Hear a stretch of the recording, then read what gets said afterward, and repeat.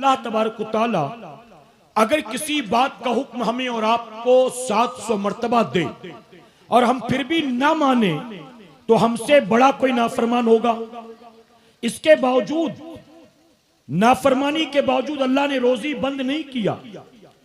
अल्लाह ने हमें हर तरह की नेमतें अता की, हर तरह की खुशियां अता की। आप बताइए, जब नाफरमानी के बाद रब इतना करम फरमाता, हम अल्लाह की फरमाबरदारी करेंगे, गुनाहों से तौबा करेंगे, नमाजों की पाबंदी करेंगे, तो यकीनन अल्लाह तबारक तआला सिर्फ मालो दौलत नहीं, हमें अल्लाह इज्जत भी अता करेगा, अल्लाह हमें हुकूमत भी अता फरमाएगा। लेकिन जरूरत इस बात की है कि हम सुधरने की कोशिश करें। कहें इंशाअल्लाह। इंशाअल्लाह। अपने जलसों को महज रस्म रिवाज ना बनाएं, अपने जलसों को महज कमेटी का नाम करने के लिए ना सजाया करें, अपने जलसों को सिर्फ भीड़ भाड़ इकट्ठा करने के लिए ना सजाया करें, बल्कि अपने जलसों को लोगों की जिंदगी में इनकलाब पैदा करने के लिए सजाया करें कि लोगों में चेंजेस आए, लोगों का इखलाक संवरे, नमाजियों की तादाद में इजाफा हो, अल्लाह का घर आबाद करने वाले लोग बढ़ें, लोग अपने अल्लाह के हबीब की सुन्नत को लोग चेहरे पर सजाएं। जलसों का मकसद ये होना चाहिए। अब आखिरी बात, मेरे प्यारे आका अलैहिस्सलातु तस्लीम के प्यारे दीवानों, 5 वक्त नमाज 24 घंटे में हर आकिल बालिग मुसलमान मर्द औरत पर फर्ज। कोई ढकी छुपी बात नहीं, कोई नई नवेली बात नहीं। हर मुसलमान जानता है, जो पढ़ते हैं वो भी जानते हैं, जो नहीं पढ़ते वो भी जानते हैं, अमीर भी जानता है, गरीब भी, शहरी भी, देहाती भी, गोरा भी, काला भी, हर कोई। लेकिन क्या बताइए, मानते हैं? जानते हर कोई है, लेकिन क्या मानते हैं? फरमाया गया, एक मुसलमान जिसके दोनों हाथ दोनों पैर ना हो, ऐसा माजूर जो चलकर मस्जिद में नहीं जा सकता, हाथ से वजू के लिए लोटा नहीं उठा सकता, अपने हाथों से नल नहीं चला सकता, हाथ पैर दोनों नहीं, ऐसे माजूर मुसलमान पर नमाज मुआफ नहीं है। ऐ हट्टे कट्टे मुसलमान, क्या तुझ पर नमाज मुआफ होगी?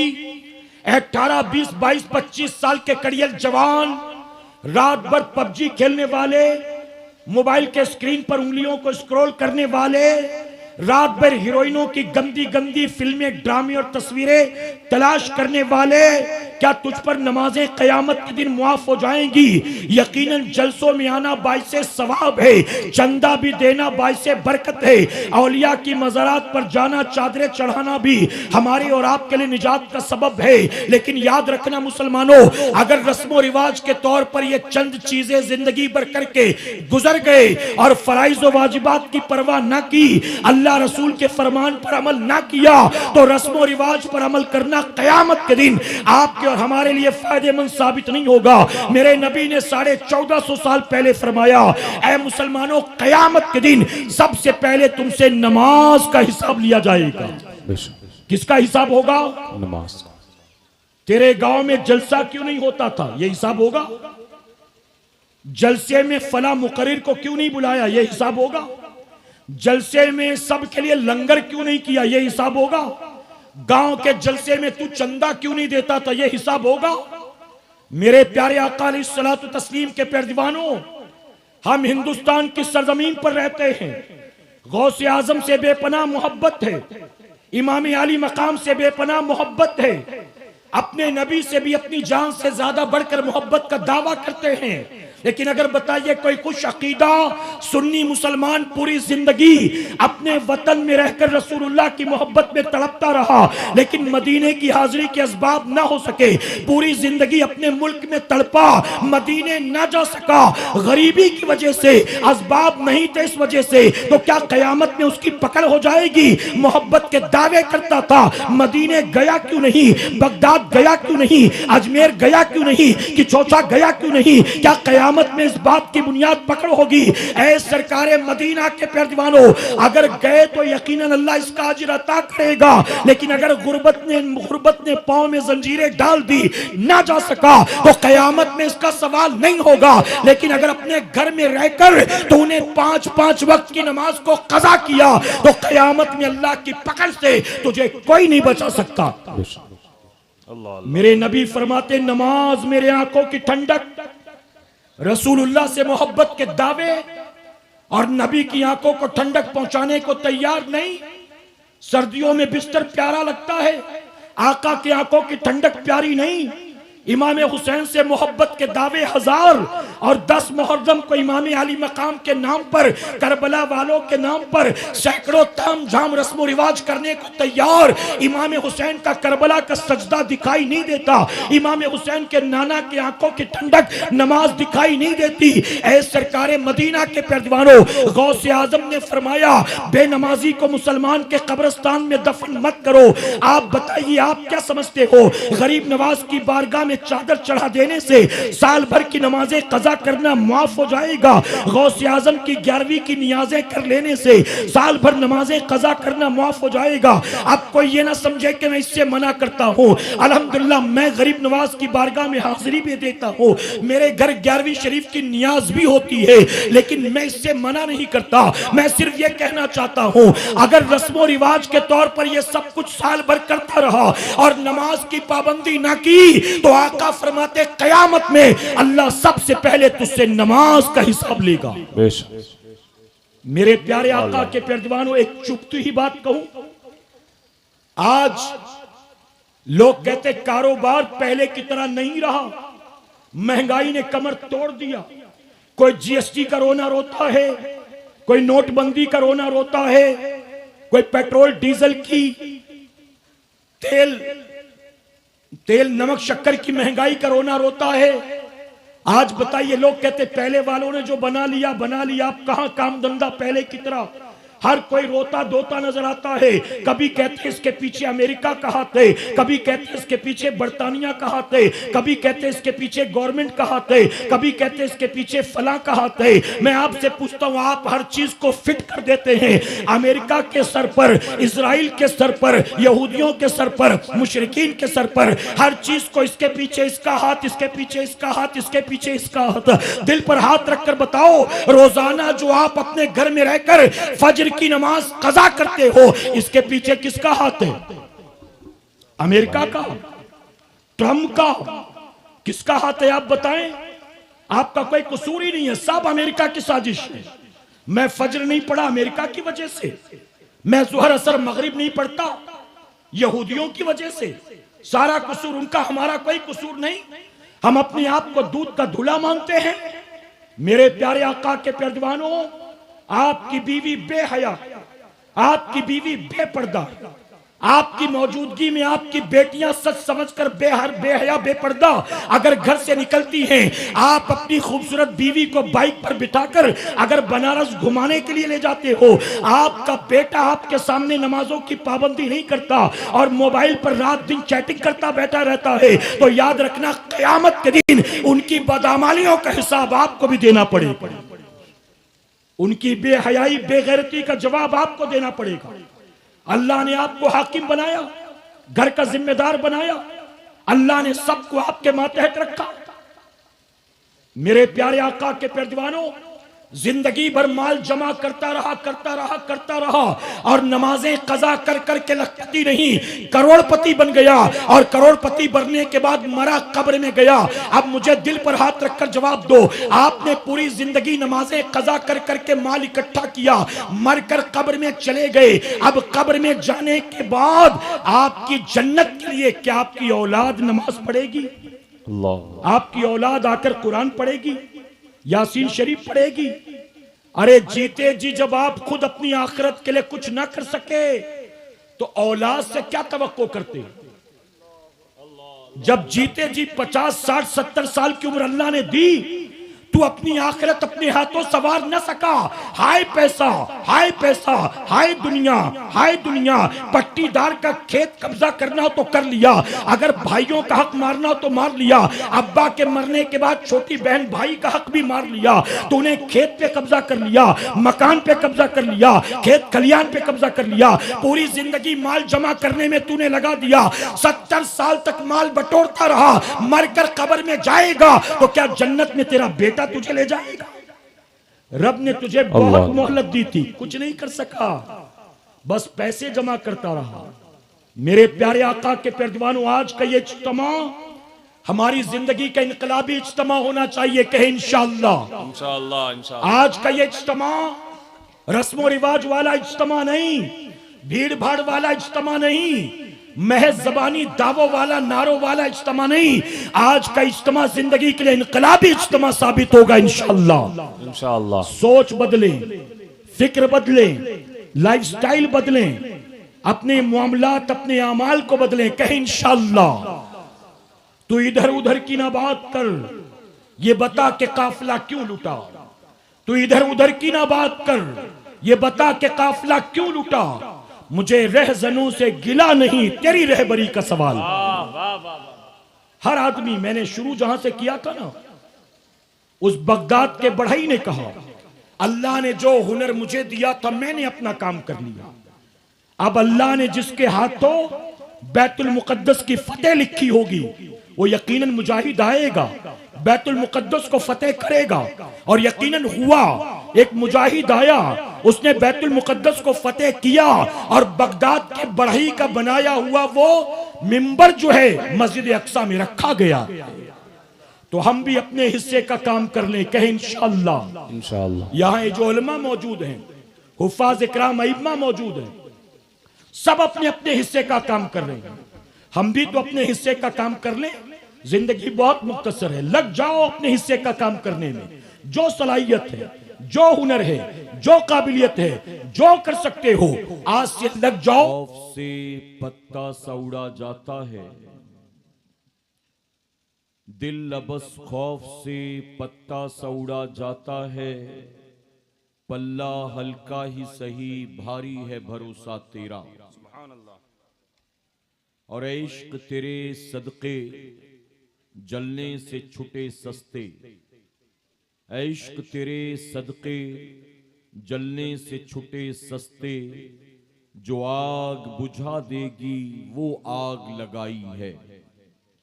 मेरे प्यारे आका अलैहिस्सलातु तस्लीम के प्यारे दीवानों, आप काफी देर से अल्लाह और उसके रसूल सल्लल्लाहु अलैहि वसल्लम के जिक्र पाक की बाबरकत महफिल में मौजूद हैं। अल्लाह तबारक व तआला आज की शब इस महफिल पाक के सजाने वालों का सजाना और हमारा और आपका यहाँ आना कबूल फरमाए, आमीन। मैं तरबियत के तौर पर एक बात आपके सामने शुरू ही में रखना चाहता हूँ, और वो ये है कि जब कोई हुजूर सल्लल्लाहु अलैहि वसल्लम की नात शरीफ पढ़ रहा हो तो हुजूर अकरम सल्लल्लाहु अलैहि वसल्लम की नात मुबारका के दौरान अगर कोई आने वाला मेहमान आए तो हुजूर की नात को रोक कर आने वाले मेहमान का इस्तकबाल करना ये मुनासिब नहीं है। बताइए सही है ना? कारी साहब नात शरीफ पढ़ रहे थे, मैं आ रहा था, वो पढ़ते जा रहे थे, ये बहुत अच्छा था, लेकिन आपने दरमियान में अफरा तफरी शुरू कर दी जो कि गैर मुनासिब है। आप बताइए, हुजूर की नात हो रही हो तो हुजूर की नात रोक कर किसी आने वाले के नारे लगाए जाएं, क्या ये मुनासिब है? नहीं। इस कायनात में अल्लाह ने मेरे नबी से बड़ा भी क्या किसी को पैदा फरमाया है? तो किसी आने वाले के लिए हुजूर की नात को रोकना और आने वाले का इस्तकबाल करना, क्या आपके नजदीक ये सही है? आप बताइए। मैं उलमा की और जो मिंबर पर मौजूद है इनकी बात नहीं करता, आपकी बात करता हूं। क्या ये आपके नजदीक सही है? जी, जब आप कह रहे हैं कि नहीं है तो जाहिर है कि ये तो पढ़े लिखे लोग हैं, इनके नजदीक भी ये चीज मुनासिब नहीं। मेरे प्यारे आका के प्यारे दीवानों, जिंदगी भर के लिए ये बात याद रखें आप, आने वाला कोई कितना बड़ा कारी हो, मुफ्ती हो, पीर हो, काजी हो, आलिम हो, खतीब हो, नातख्वां हो, कोई भी हो, अगर यहाँ हुजूर की नात पढ़ी जा रही है तो नातख्वां को रोक कर आने वाले के लिए नारा नहीं लगाया जाएगा। बेशक। अगर कोई लगाए तो समझ लेना कि इसके इल्म में कमी है। इसी वजह से इसने हुजूर की नात को रोका आने वाले मेहमान की खुशामद के लिए, इस्तकबाल नहीं, खुशामद के लिए। बेशक। और ये गैर मुनासिब है। अब मैंने ये बात इसलिए अर्ज कर दी कि अभी आपने सुना कि मेरी तकरीर के दरमियान में सैयद साहब तशरीफ लाएंगे। अब मैं जब तकरीर कर रहा हूँगा तो या तो हुजूर का फरमान बयान करूँगा, या तो बुजुर्गान दीन के अकवाल बयान किए जाएंगे आपके सामने, या कोई हिकायात बयान होंगी, औलिया इकराम के वाकयात बयान होंगे। अब आने वाले जो मेहमान आएंगे वो दूर से सफर करके आप ही के लिए आएंगे। अब आप हुजूर की हदीस को दरमियान में छोड़कर भागें किसी आने वाले के लिए, क्या ये मुनासिब है? बताइए जी। मेरे प्यारे आका के प्यारे दीवानों, इसलिए मैं जहां भी जाता हूं ना, यूपी, बिहार, झारखंड, वेस्ट बंगाल वगैरह, वहां मुझे मजबूरन ये कहना पड़ता है, जैसे आज का जलसा पोस्टर में लिखा है 39वां सुन्नी इज्तिमा, यानी 39 साल हो गए। कहीं हम जाते हैं 42 साल हो गए, कहीं हो गए 56 साल, कहीं हो गए 28 साल। तो हम इस तरह के जलसों में जाते हैं जहां जलसे कई सालों से हो रहे हैं, लेकिन जलसे में आने वालों की कैफियत देखकर, उनके हालात देखकर मजबूरन ये कहना पड़ता है कि हम सुन्नियों के यहाँ जलसे तो सदियों से हो रहे हैं, लेकिन अब तक सुन्नियों को जलसों में आने के आदाब तक मालूम नहीं है। अल्लाह अल्लाह अल्लाह। इस महफिल में आया कैसे जाए, इस महफिल के आदाब क्या है? मेरे प्यारे आका के प्यारे दीवानों, ये जो उलमा आते हैं, जो मिंबर पर बैठे हैं, ये जितने भी बैठे हैं, हर एक का बयान तो नहीं हुआ होगा, हर एक ने नाज शरीफ तो नहीं पढ़ी होगी, करेक्ट है ना?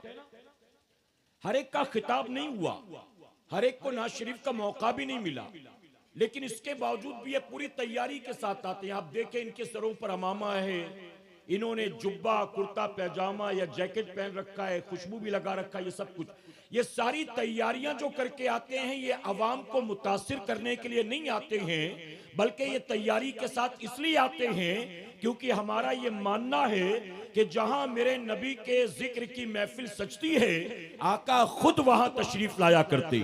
सुभान अल्लाह सुभान अल्लाह। तो ये सारा सजना सवरना, ये सारी तैयारियां आपको मुतासिर करने के लिए नहीं है, बल्कि अपने आका को दिखाने के लिए।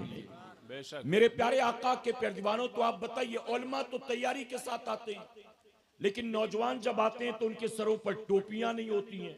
मैं वजू की क्या तवक्को करूं कि वजू करके लोग आएंगे, हुजूर की सुन्नत वाला लिबास पहन कर आएंगे, मैं क्या इसकी उम्मीद करूं?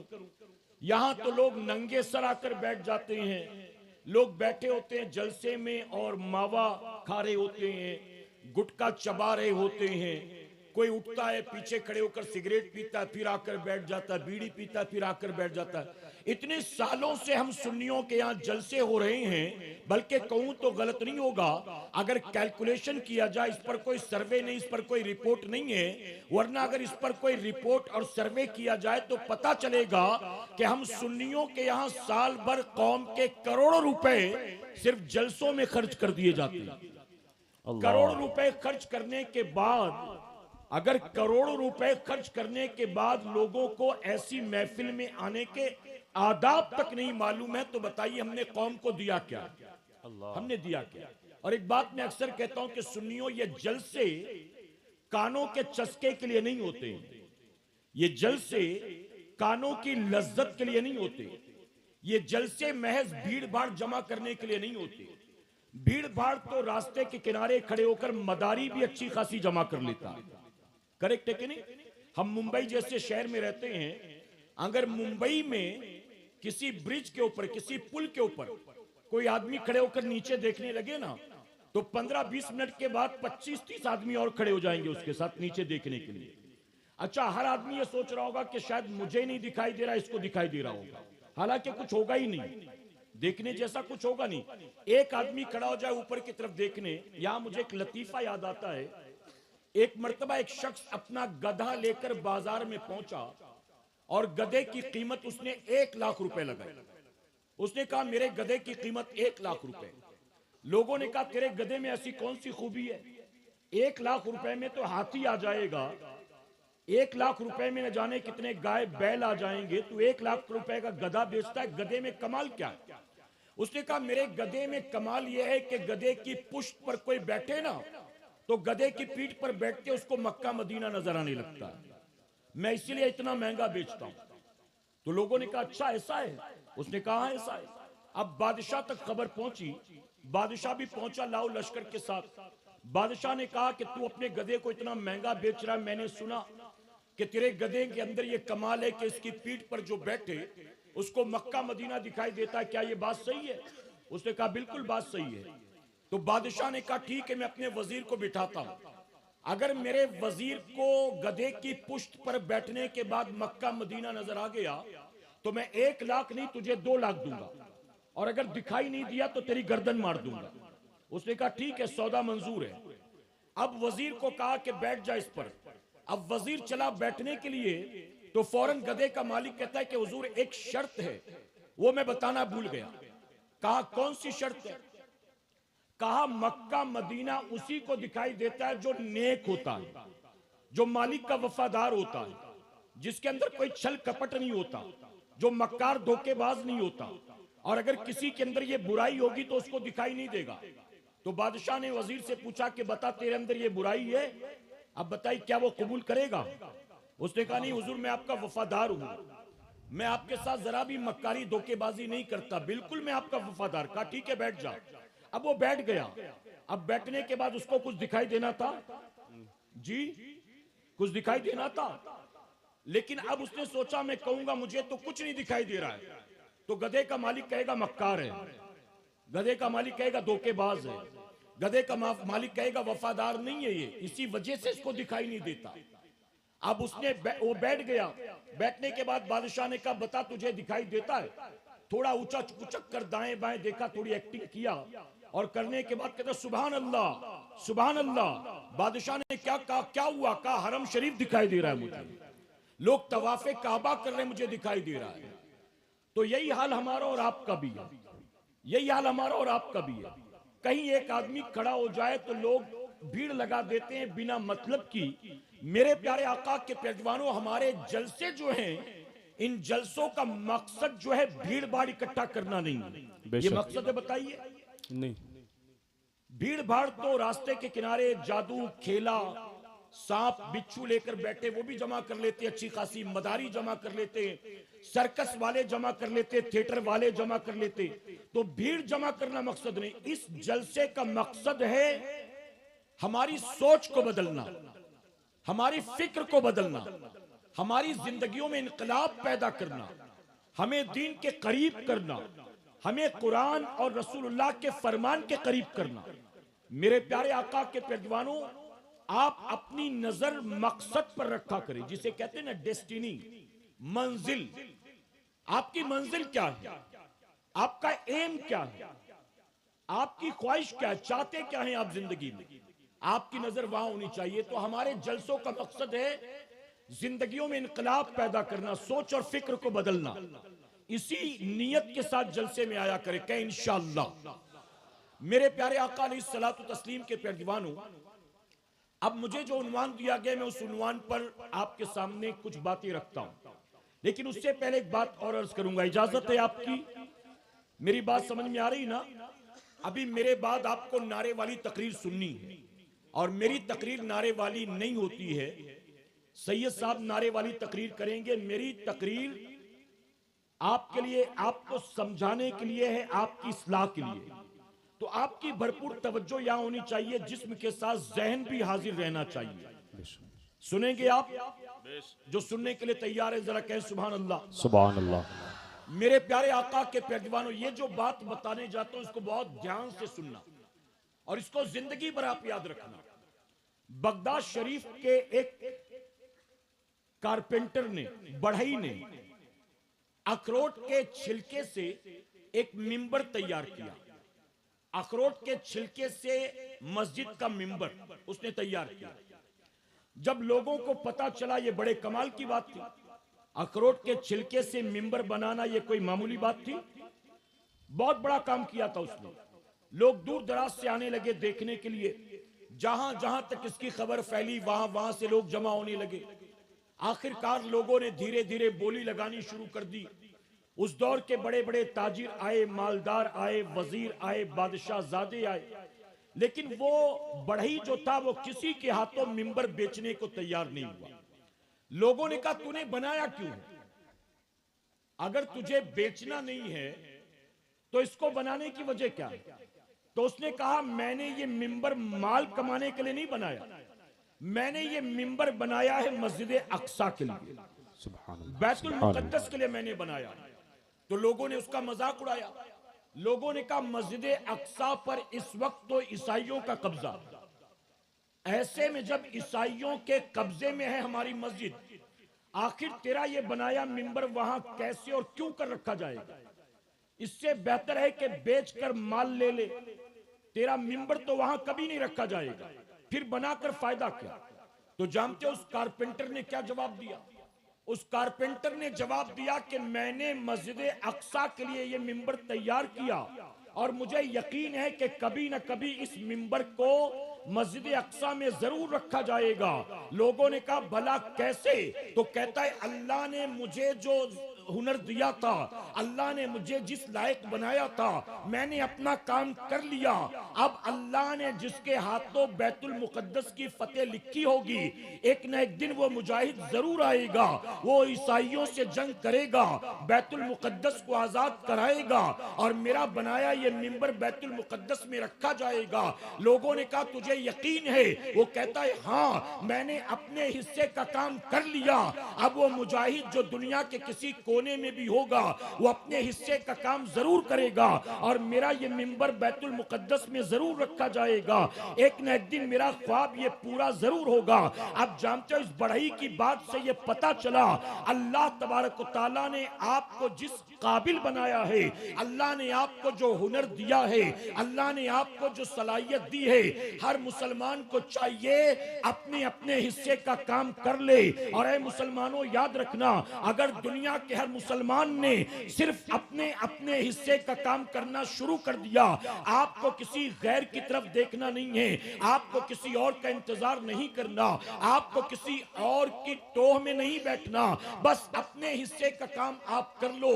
हर मुसलमान अपने अपने हिस्से का काम कर ले, वो दीन दूर नहीं है। अल्लाह सुल्तानुल हिंद ताए रसूल गरीब नवाज के सदके फिर से मुसलमानों को खोया हुआ वकार भी अता करेगा और फिर से खोई हुई इज्जत भी अता फरमाएगा। बेशक, सुभान अल्लाह, सुभान अल्लाह।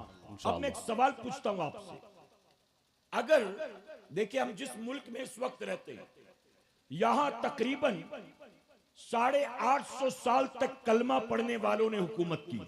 बेशक, पढ़ा है ना आपने? तकरीबन 850 साल तक कलमा पढ़ने वालों ने हुकूमत की। आज जिस मुल्क में हम रहते हैं, मेरे प्यारे आका के प्यारे दीवानों, अगर हमसे पूछा जाए कि क्या आप चाहते हो जमीन पर फिर एक बार इस्लामी हुकूमत कायम हो? क्या आप चाहते हो, आपकी ख्वाहिश है कि जमीन पर फिर एक बार इस्लामी हुकूमत नाफिज हो जाए? तो दुनिया का हर मुसलमान, पढ़ा लिखा हो, बेपढ़ा लिखा हो, देहाती हो, शहरी हो, गरीब हो, अमीर हो, काला हो, गोरा हो, अरबी हो, अजमी, कोई भी हो, हर मुसलमान कहेगा हाँ हाँ मैं चाहता हूं कि जमीन पर इस्लामी हुकूमत कायम हो जाए।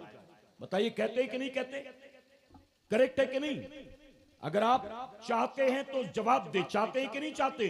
बेशक, हर मुसलमान कहेगा, उसके अमाल कैसे भी हो, उसकी क्वालिफिकेशन कुछ भी हो, वो रहने वाला चाहे जहां का भी हो, उसका स्टेटस चाहे जो भी हो, लेकिन दुनिया का हर मुसलमान कहेगा हाँ मेरी तमन्ना है कि जमीन पर फिर एक बार इस्लामी हुकूमत कायम हो, जमीन पर फिर एक बार इस्लामी हुकूमत नाफिज हो। मेरे प्यारे आका के प्यारे दीवानों, अब मैं सवाल आपसे पूछता हूं, यहां जो लोग बैठे, कोई 18 साल का, कोई 22 साल का, कोई 30 साल का, कोई 40 साल का, कोई 58 साल का, हर मुसलमान की तमन्ना है कि जमीन पर इस्लामी हुकूमत कायम हो, लेकिन अपने अपने गिरेबान में जाकर हर मुसलमान देखे और बताए मैं मुसलमान खानदान में पैदा हुआ, मैं मुसलमान बाप के घर में पैदा हुआ, मैं मुसलमान माँ की कोख से पैदा हुआ, मैं मुसलमान के घर पैदा हुआ, मैं मुस्लिम बाई बर्थ हूँ, मैं पैदाइशी मुसलमान होने के बाद 25, 30, 35, 40 साल का हो गया, अब तक अपनी जात पर मैं इस्लामी हुकूमत नाफिज ना कर सका।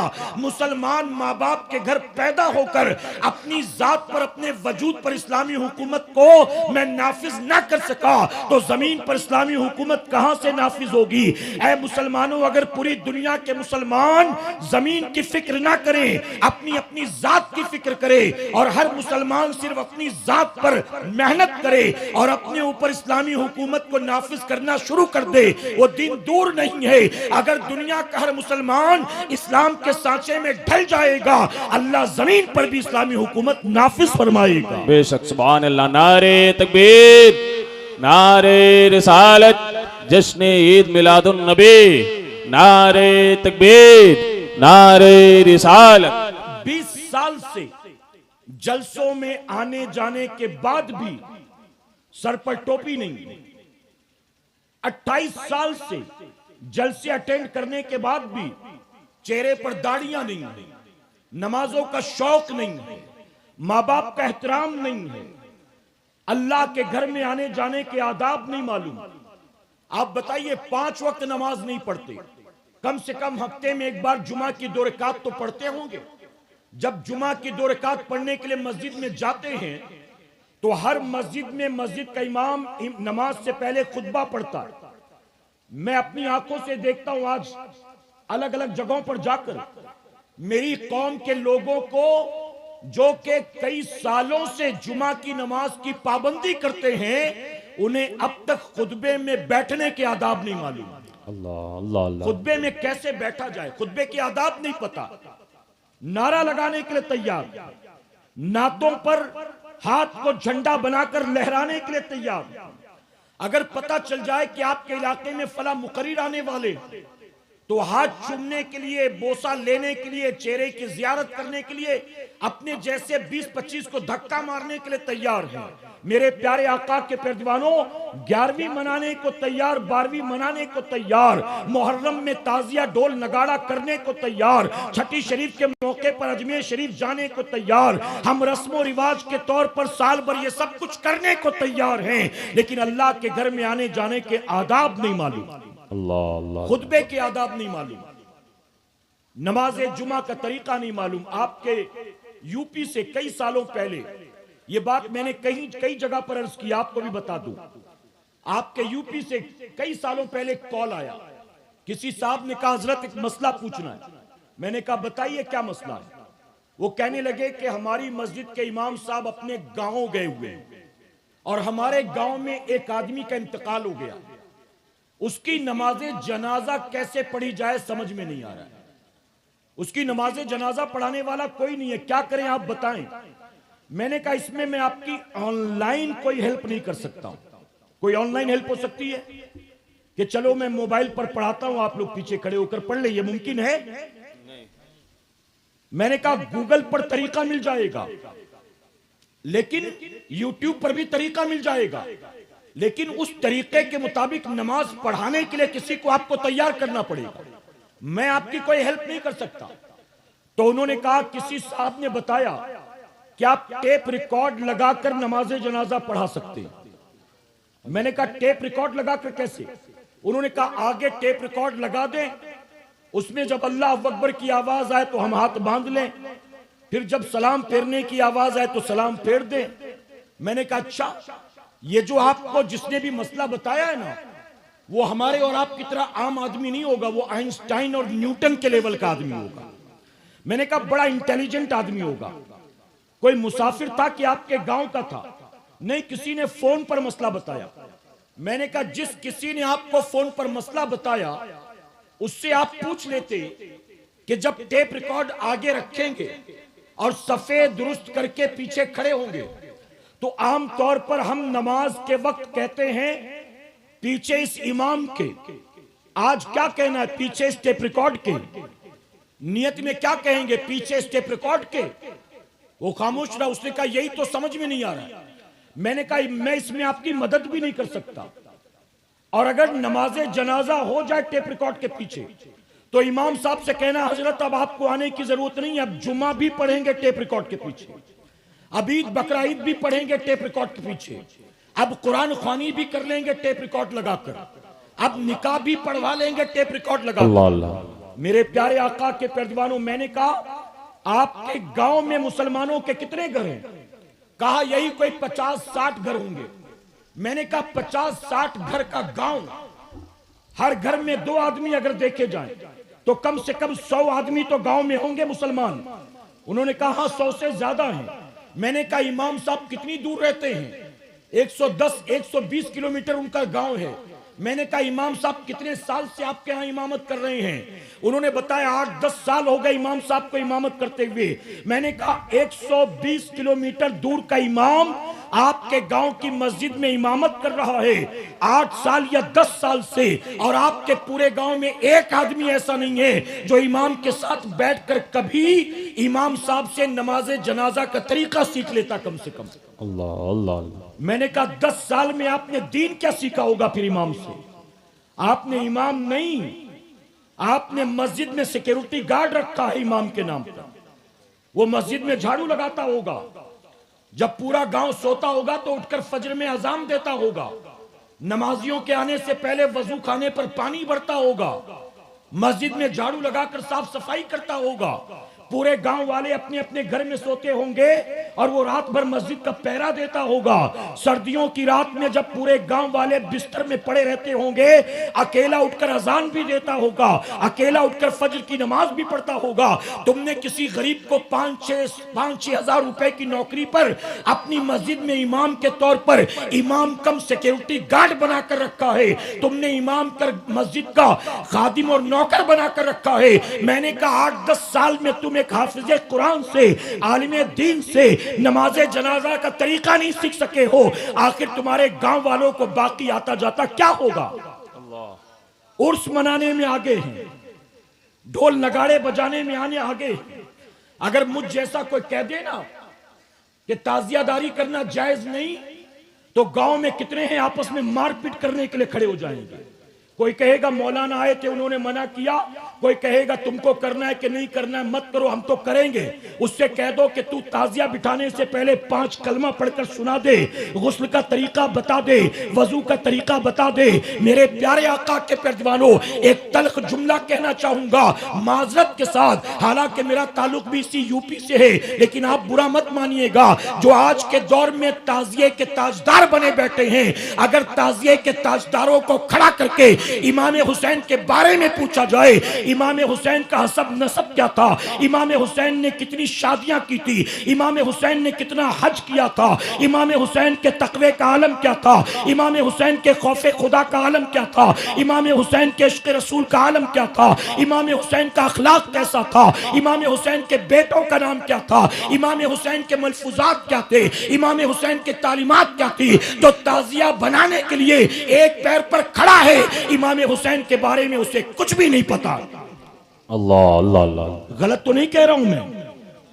मेरे प्यारे आका के पैरजवानों, हम छठी शरीफ के मौके पर अजमेर शरीफ जाते हैं, बाकायदा यूपी से, बिहार से, झारखंड से बसें भर भर कर आती हैं। 40 दिन के टूर पर 40 मज़ारात की जियारत का प्लान होता है।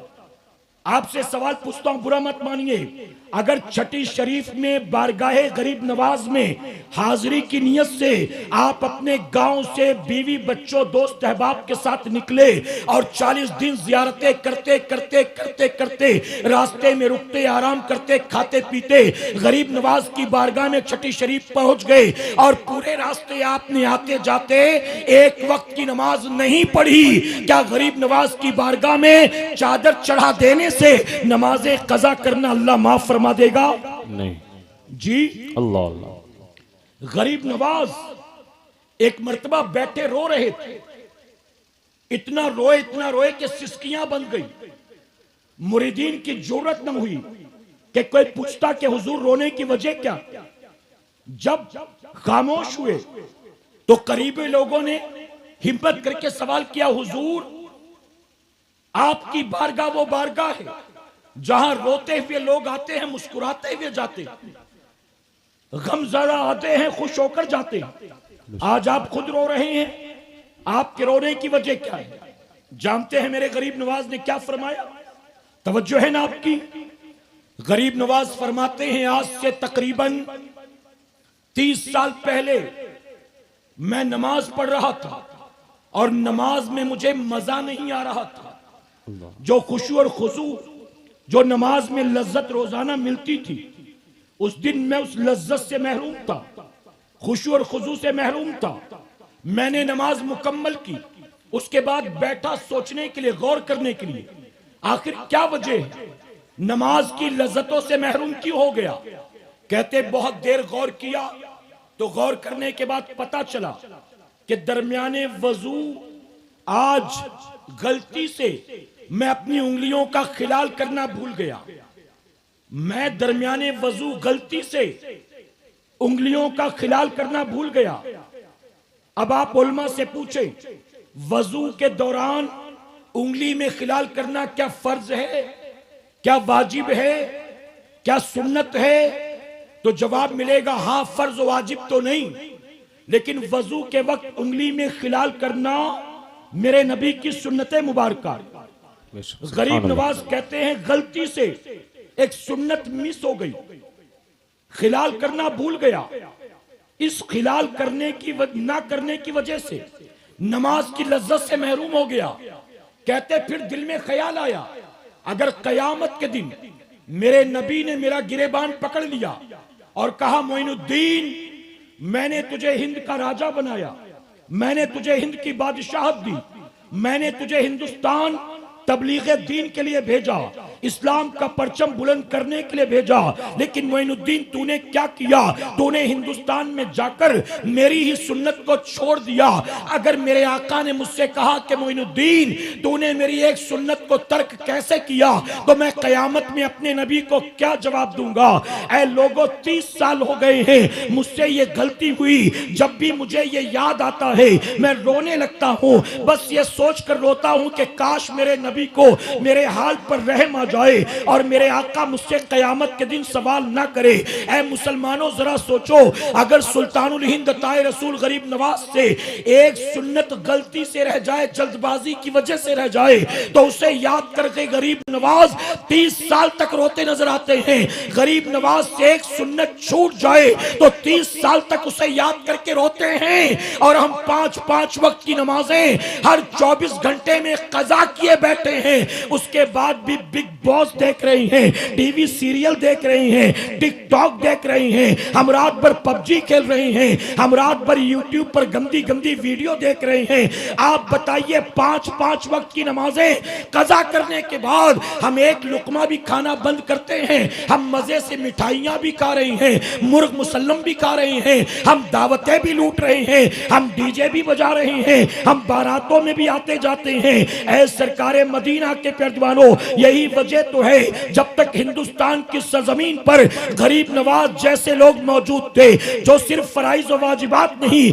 आका की सुन्नतों से बेपनाह मोहब्बत करते थे। अगरचे मुट्ठी भर थे, अल्लाह ने उनको इज्जत अता किया था, अल्लाह ने उनको सरबुलंदी अता किया था, अल्लाह ने लोगों के दिलों में उनकी हैबत और मोहब्बत को पैदा किया था। और आज हम करोड़ों की तादाद में होकर भी लोगों की ठोकरों में हैं, हम लोगों की धमकियां बर्दाश्त करते हैं, हम लोगों की झिड़कियां बर्दाश्त करते हैं, हर वक्त दिल में डर लगा रहता है, पता नहीं अब कल क्या होगा, पता नहीं अब कल क्या होगा। ऐ सरकारे मदीना के प्यारदीवानों, जब तक रसूलुल्लाह की सुन्नत से मोहब्बत करने वाले लोग जमीन पर मौजूद थे, अल्लाह ने उनको इज्जत अता किया था। और जब से हमारे और आपके जैसे लोग पैदा हुए जिनको सुन्नत से मोहब्बत तो दरकिनार, ना फराइज से प्यार है, ना वाजिबात की फिक्र है, ना कुरान की तिलावत का शौक है, ना हुजूर की सुन्नत पर अमल का जज्बा है, आप बताइए अल्लाह ऐसी कौम को इज्जत अता करेगा? अल्लाह ऐसी कौम को सरबुलंदी अता करेगा? मेरे प्यारे आका के प्यारदीवानों, मैं आपसे एक सवाल पूछता हूं, अगर आप अपने किसी दोस्त से कहें मुझे किसी काम से कल लखनऊ जाना है, अकेले जा रहा हूं, तो चलेगा क्या? आपका दोस्त कहे कि नहीं यार कल मैं थोड़ा बिजी हूं, नहीं चल सकता, मना कर दिया। आपने 10-15 दिन के बाद उससे फिर कहा यार 2 दिन के बाद फिर मुझे लखनऊ जाना है, तू चलेगा? आपको फिर से मना कर दे, आप तीसरी बार उसको पूछेंगे जी? चलो तीसरी बार भी आपने पूछ लिया, तीसरी बार भी मना कर दिया, चौथी बार पूछेंगे आप कहेंगे इसको जब भी पूछो ये नहीं बोलता, इसको बोलकर बात बेकार जाती है। इसको बोलने का कोई फायदा नहीं। आप किसी आदमी को कोई बात एक बार, दो बार, तीन बार, चार बार कहें, ना माने आपकी बात, आपको अच्छा लगता है कि बुरा लगता है? अगर शागिर्द उस्ताद की बात ना माने, उस्ताद एक दिन समझाएगा, दो दिन समझाएगा, तीसरे दिन धमकाएगा, चौथे दिन सजा देगा, पांचवें दिन हाथ उठाएगा। करेक्ट है कि नहीं? अगर माँ बाप अपनी औलाद को कोई बात एक बार, दो बार, तीन बार, चार बार समझाएं और औलाद ना माने, तो बताइए माँ बाप के तेवर बदलते कि नहीं बदलते? बदलते। अगर पीर अपने मुरीद को कोई बात कहे, दो बार, तीन बार, चार बार कहे, मुरीद ना माने, तो पीर उसको करीब नहीं बल्कि दूर कर देता। ये नाफरमान है। हाथ चूमने के लिए, महफिल में बैठने के लिए हमेशा तैयार, बात मानने को तैयार नहीं, भगाओ उसको। अगली बार आएगा तो उसको कमरे में आने मत देना, अगली बार आएगा तो उसको लाना मत, मैं इससे मुसाफा नहीं करूंगा। अगर शौहर अपनी बीवी को कोई बात ने, जैसे इंसानों को कोई बात दो चार बार कहो, प्यार से कहो, न माने, वार्निंग दो, न माने, धमकी दो, न माने, तो जाहिर है कि तकलीफ होती है और हम समझ जाते हैं कि यह नाफरमान है, मेरी बात मानने वाला नहीं। अगर किसी अपने जैसे इंसान को कोई बात दो चार पांच बार कह दो, न माने, आपको तकलीफ होती है। आप जानते हैं अल्लाह ने कुरान मुकद्दस में दो चार मकामात पर नहीं, सूफिया फरमाते हैं तकरीबन अल्लाह ने कुरान मुकद्दस में 700 मकामात पर नमाज का हुक्म अता फरमाया। सुभान अल्लाह। 700 मकामात पर पूरे कुरान में 700 बार नमाज का हुक्म। बुखारी शरीफ, मुस्लिम शरीफ, अबू दाऊद, निसई, तिरमिजी, इब्ने माजा, किताबे हदीसों की उठाकर देखो। मेरे आका फजाइल भी बता रहे हैं, मेरे आका वईद भी बता रहे हैं। अल्लाह किसी बात का हुक्म 700 बार दे, मेरे आका किसी बात की ताकीद सैकड़ों बार करे, इसके बावजूद अगर हम और आप न माने तो दिल पर हाथ रखकर बताओ, सुनिए, इस पूरे रुए जमीन पर हमसे बड़ा भी कोई नाफरमान होगा? हमसे बड़ा भी कोई बागी होगा? अल्लाह किसी बात का हुक्म 700 बार दे, ना मानो, फिर भी अल्लाह आसमान से पानी बरसा रहा है, फिर भी अल्लाह जमीन से सब्जा उगा रहा है, फिर भी अल्लाह तबारक ताला हमारी खातिर हवाएं चला रहा है, फिर भी अल्लाह सीने में दिल को धड़का रहा है, फिर भी अल्लाह सोती हालत में हमारी सांसों को चला रहा है। ऐ सरकारे मदीना के पैरजवानों, फज्र, ज़ुहर, असर, मगरिब, इशा कज़ा करने के बाद घर से निकलते हो रोजी तलाश करने के लिए, अल्लाह खाली हाथ घर नहीं लौटाता। हम नाफरमानी बगावत करते हैं, फिर भी अल्लाह रोजी अता करता है। पूरे दिन आपने नमाज नहीं पढ़ी, रात घर वापस आते हैं, अल्लाह दस्तरख्वान पर नेमतें अता फरमाता है। आप बताइए, नाफरमानी के बाद भी अल्लाह की ये करम नवाजियां हैं। अल्लाह रोजी भी देता है, इज्जत भी देता है, औलाद भी देता है, बारिश भी बरसाता है, हवाएं भी चलाता है, सब्जा भी उगाता है, जमीन से फल फ्रूट भी अता करता है। जब नाफरमानी के बाद भी ये करम नवाजी है, अगर अल्लाह की इताअत करोगे, अल्लाह की फरमाबरदारी करोगे, अल्लाह तुम्हें सिर्फ मालो दौलत ही नहीं देगा, अल्लाह तुम्हें फिर से कोई हुकूमत भी अता फरमाएगा। बेशक। सुभान अल्लाह। नारे तकबीर, नारे रिसालत, जश्न ईद मिलादुन नबी, सुन्नी इज्तिमा, आप मसल बताएं, के आला हजरत। वाह वाह वाह। नमाज फर्ज है, ये कोई नई बात है? पहली बार सुन रहे हैं आप जी? हर आकिल बालिग मुसलमान मर्द औरत पर हर 24 घंटे में 5 वक्त की नमाज फर्ज। मालूम है कि नहीं आपको? तवज्जो दें आप। यहां जितने भी आने वाले मेहमान हैं यहीं आएंगे, आप डिस्टर्ब ना करें। देखिए, सैयद साहब आएंगे तो मेरे पास वक्त कम होगा, फौरन बात समेटनी होगी और मैं अभी अपने उन्वान पर पहुंचाऊं, तो आपकी तवज्जो चाहता हूं, ठीक है? एक मरतबा दुरूद शरीफ पढ़ लें आप। अल्लाहुम्मा सल्ली अला मुहम्मदिन व आलिही अल्फ अल्फ मर्रा। बहुत अहम बात बताने जा रहा हूं। जब सैयद साहब आएंगे ना तो नारा भी लगेगा, हम भी खड़े होंगे, आप भी खड़े होंगे। अभी बिल्कुल नहीं, माशाअल्लाह। देखिए, सुन्नी दावत इस्लामी का इज्तिमा यहाँ कितने साल से हो रहा है? मुझे जहां तक याद है, ये कौन सा साल है जी? अच्छा, 39वां आपका प्रोग्राम है गांव का। हम, मेरे ख्याल से मैं 4थी या 5वीं मर्तबा आया हूं, ठीक जी? 5वीं मर्तबा ना। और मैं देख रहा हूं, मुझे खुशी है, 5वीं मर्तबा आने का असर मुझे दिखाई दे रहा है। कहीं अल्हम्दुलिल्लाह। अल्हम्दुलिल्लाह अल्हम्दुलिल्लाह। वो मैंने आपको जो बात कही ना, आपने फौरन वो बात मान ली और खुशी होती है। ऐसी जगह तारीखें देने में धक्का मुक्की नहीं, आराम से बैठ जाए। दुरूद शरीफ पढ़ने एक मर्तबा। अस्सलातु वस्सलामु अलैका या रसूल अल्लाह, अस्सलातु वस्सलामु अलैका या रसूल अल्लाह, अस्सलातु वस्सलामु अलैका या हबीब अल्लाह, अलैका या हबीब अल्लाह, व अला आलिका व अला अहलिका व अस्हाबिका व अस्हाबिका या नूर अल्लाह या नूर अल्लाह, सल्लल्लाहु ताला अलैहि वसल्लम। सल्लल्लाहु तआला अलैहि। मेरे प्यारे आका अलैहिस्सलातु तस्लीम के प्यारे दीवानों, मैंने आपसे कहा ना कि अल्हम्दुलिल्लाह मुसलसल आने का फायदा यही है कि सैयद साहब जब आ रहे थे तो आपने कोई बदनज़मी नहीं की, धक्का मुक्की नहीं की। वरना मैं सैयद साहब के साथ अक्सर अलग अलग जगहों के दौरों पर जाता हूँ और मैंने वहाँ देखा है कि मोहब्बत करने वाले लोग सिर्फ नाखून ही नहीं मारते, गिरेबान भी चाक कर देते हैं। कभी जेब फटती है, कभी आस्तीन फट जाते हैं, कभी बटन टूट जाता है। इतनी मोहब्बत करते हैं लोग कि सैयद साहब पर मोहब्बत की वजह से टूटते हैं और फिर जख्मी कर देते हैं या कपड़े फाड़ देते हैं, जो कि गैर मुनासिब है। ये अदब के खिलाफ है। ये आपको आले रसूल के साथ नहीं बल्कि किसी सुन्नी के साथ भी ऐसा नहीं करना चाहिए, किसी मुसलमान के साथ भी ऐसा नहीं करना चाहिए। ठीक है, तो हमेशा ख्याल रखें किसी भी मुसलमान को आपकी जात से कभी कोई तकलीफ ना हो, इसका ख्याल रखें। और अल्हम्दुलिल्लाह जो तरबियत आपको दी जा रही है आप उसे हासिल कर रहे हैं, आप उस पर अमल कर रहे हैं, इस बात की बड़ी खुशी। अल्लाह आप सबको हमेशा खुश रखे, अल्लाह दोनों जहां की खुशियां अता फरमाए। आमीन। मैं अपनी बात मुकम्मल करूं, इजाजत है आपकी? मेरे प्यारे आका अलैहिस्सलातु तस्लीम के प्यारे दीवानों, तो मैं अर्ज कर रहा था कि अल्लाह तबारक व तआला अगर किसी बात का हुक्म हमें और आपको 700 मर्तबा दे और हम फिर भी ना माने तो हमसे बड़ा कोई नाफरमान होगा। इसके बावजूद, नाफरमानी के बावजूद अल्लाह ने रोजी बंद नहीं किया। अल्लाह ने हमें हर तरह की नेमतें अता की, हर तरह की खुशियां अता की। आप बताइए, जब नाफरमानी के बाद रब इतना करम फरमाता, हम अल्लाह की फरमाबरदारी करेंगे, गुनाहों से तौबा करेंगे, नमाजों की पाबंदी करेंगे, तो यकीनन अल्लाह तबारक तआला सिर्फ मालो दौलत नहीं, हमें अल्लाह इज्जत भी अता करेगा, अल्लाह हमें हुकूमत भी अता फरमाएगा।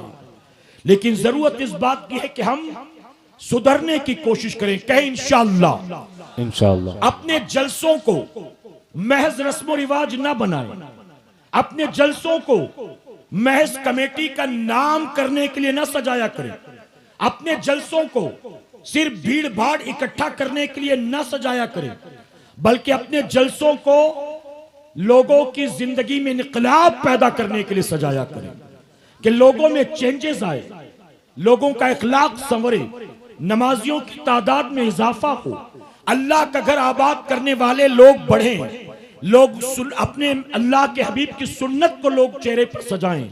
जलसों का मकसद ये होना चाहिए। अब आखिरी बात, मेरे प्यारे आका अलैहिस्सलातु तस्लीम के प्यारे दीवानों, 5 वक्त नमाज 24 घंटे में हर आकिल बालिग मुसलमान मर्द औरत पर फर्ज। कोई ढकी छुपी बात नहीं, कोई नई नवेली बात नहीं। हर मुसलमान जानता है, जो पढ़ते हैं वो भी जानते हैं, जो नहीं पढ़ते वो भी जानते हैं, अमीर भी जानता है, गरीब भी, शहरी भी, देहाती भी, गोरा भी, काला भी, हर कोई। लेकिन क्या बताइए, मानते हैं? जानते हर कोई है, लेकिन क्या मानते हैं? फरमाया गया एक मुसलमान जिसके दोनों हाथ दोनों पैर ना हो, ऐसा माजूर जो चलकर मस्जिद में नहीं जा सकता, हाथ से वजू के लिए लोटा नहीं उठा सकता, अपने हाथों से नल नहीं चला सकता, हाथ पैर दोनों नहीं, ऐसे माजूर मुसलमान पर नमाज मुआफ नहीं है। ऐ हट्टे कट्टे मुसलमान, क्या तुझ पर नमाज मुआफ होगी? 18, 20, 22, 25 साल के कड़ियल जवान, रात भर पबजी खेलने वाले, मोबाइल के स्क्रीन पर उंगलियों को स्क्रॉल करने वाले, रात भर हीरोइनों की गंदी गंदी फिल्में, ड्रामे और तस्वीरें तलाश करने वाले, क्या तुझ पर नमाजें क़यामत के दिन मुआफ हो जाएंगी?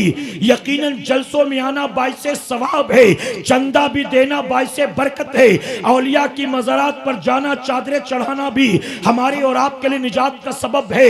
लेकिन याद रखना मुसलमानों, अगर रस्मो रिवाज के तौर पर ये चंद चीजें जिंदगी भर करके गुजर गए और फराइज व वाजिबात की परवाह न की, अल्लाह रसूल के फरमान पर अमल ना किया, तो रस्मो रिवाज पर अमल करना क़यामत के दिन आपके और हमारे लिए फायदेमंद साबित नहीं होगा। मेरे नबी ने 1450 साल पहले फरमाया, ऐ मुसलमानों, क़यामत के दिन सबसे पहले तुमसे नमाज का हिसाब लिया जाएगा।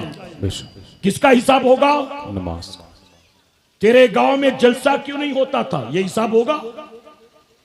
जलसे में फला मुकर्रिर को क्यों नहीं बुलाया? यह हिसाब होगा। जलसे में सबके लिए लंगर क्यों नहीं किया? यह हिसाब होगा। गांव के जलसे में तू चंदा क्यों नहीं देता था? यह हिसाब होगा। मेरे प्यारे आका अलैहिस्सलातु तस्लीम के प्यारे दीवानों, हम हिंदुस्तान की सरजमीन पर रहते हैं।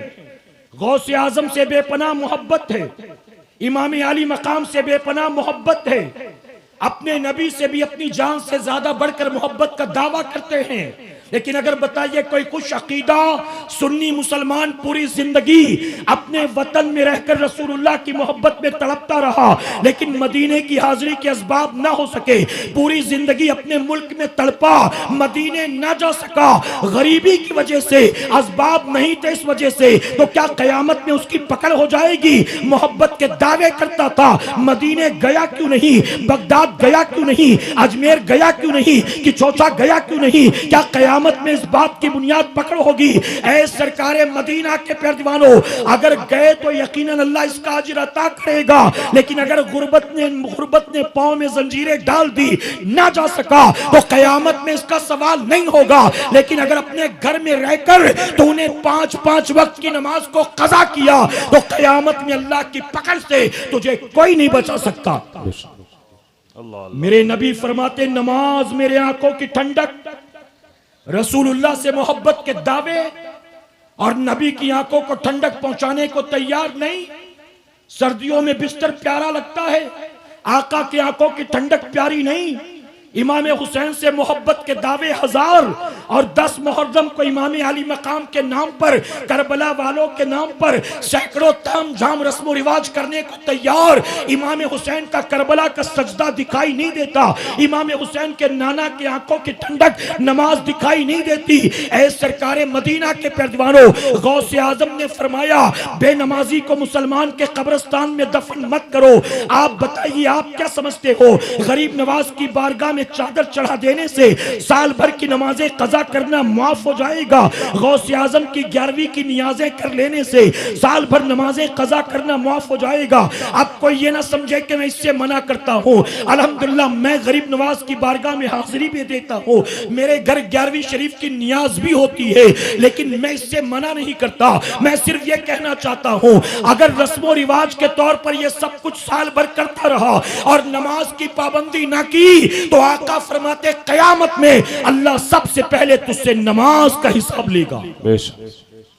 मेरे प्यारे आका के प्यारे दीवानों, एक चुपती ही बात कहूं, आज लोग कहते कारोबार पहले की तरह नहीं रहा, महंगाई ने कमर तोड़ दिया। कोई जीएसटी का रोना रोता है, कोई नोटबंदी का रोना रोता है, कोई पेट्रोल डीजल की, तेल नमक शक्कर की महंगाई का रोना रोता है। आज बताइए, लोग कहते पहले वालों ने जो बना लिया, अब कहां काम धंधा पहले की तरह? हर कोई रोता धोता नजर आता है।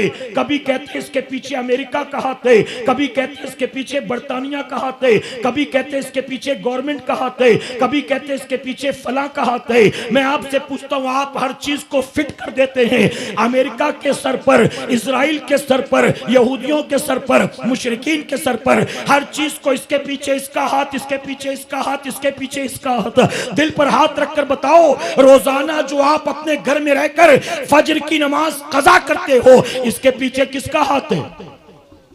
अमेरिका का, ट्रम्प का, किसका हाथ है? आप बताएं। आपका कोई कसूर ही नहीं है, सब अमेरिका की साजिश है। मैं फजर नहीं पढ़ा अमेरिका की वजह से, मैं ज़ोहर असर मगरिब नहीं पढ़ता, यहूदियों की वजह से। सारा कसूर उनका, हमारा कोई कसूर नहीं। हम अपने आप को दूध का धुला मानते हैं। मेरे प्यारे आका के प्यारे दीवानों, आपकी बीवी बेहया, आपकी बीवी बेपर्दा, आपकी मौजूदगी में आपकी बेटियां सच समझकर बेहया बेपर्दा अगर घर से निकलती हैं, आप अपनी खूबसूरत बीवी को बाइक पर बिठाकर अगर बनारस घुमाने के लिए ले जाते हो, आपका बेटा आपके सामने नमाजों की पाबंदी नहीं करता और मोबाइल पर रात दिन चैटिंग करता बैठा रहता है, तो याद रखना क़यामत के दिन उनकी बदअमालियों का हिसाब आपको भी देना पड़ेगा। उनकी बेहयाई बेगैरती का जवाब आपको देना पड़ेगा। अल्लाह ने आपको हाकिम बनाया, घर का जिम्मेदार बनाया, अल्लाह ने सबको आपके मातहत रखा। मेरे प्यारे आका के प्यारे दीवानों, जिंदगी भर माल जमा करता रहा और नमाजें कजा कर कर के लखपति नहीं, करोड़पति बन गया और करोड़पति बनने के बाद मरा, कब्र में गया। अब मुझे दिल पर हाथ रखकर जवाब दो, आपने पूरी जिंदगी नमाजें कजा कर कर के माल इकट्ठा किया, मरकर कब्र में चले गए। अब कब्र में जाने के बाद आपकी जन्नत के लिए क्या आपकी औलाद नमाज पढ़ेगी? अल्लाह। आपकी औलाद आकर कुरान पढ़ेगी, यासीन शरीफ पढ़ेगी? अरे जीते जी जब आप खुद अपनी आखिरत के लिए कुछ ना कर सके तो औलाद से क्या तवक्को करते? जब जीते जी 50, 60, 70 साल की उम्र अल्लाह ने दी, तू अपनी आखिरत अपने हाथों सवार न सका। हाय पैसा, हाय पैसा, हाय दुनिया। पट्टीदार का खेत कब्जा करना हो तो कर लिया, अगर भाइयों का हक मारना हो तो मार लिया, अब्बा के मरने के बाद छोटी बहन भाई का हक भी मार लिया। तूने खेत पे कब्जा कर लिया, मकान पे कब्जा कर लिया, खेत खलियान पे कब्जा कर लिया, पूरी जिंदगी माल जमा करने में तूने लगा दिया। 70 साल तक माल बटोरता रहा, मरकर कब्र में जाएगा तो क्या जन्नत में तेरा बेटा तुझे ले जाएगा? रब ने तुझे बहुत मोहलत दी थी, कुछ नहीं कर सका, बस पैसे जमा करता रहा।